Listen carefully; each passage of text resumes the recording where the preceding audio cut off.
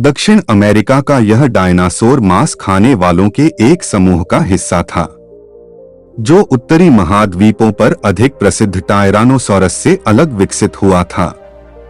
इसकी खोपड़ी ऊंची और जबड़े की अत्यधिक शक्तिशाली मांसपेशियां थीं। इसका जबड़ा इतनी तेजी से बंद हो सकता था कि इसके शिकार के पास प्रतिक्रिया करने का समय नहीं था।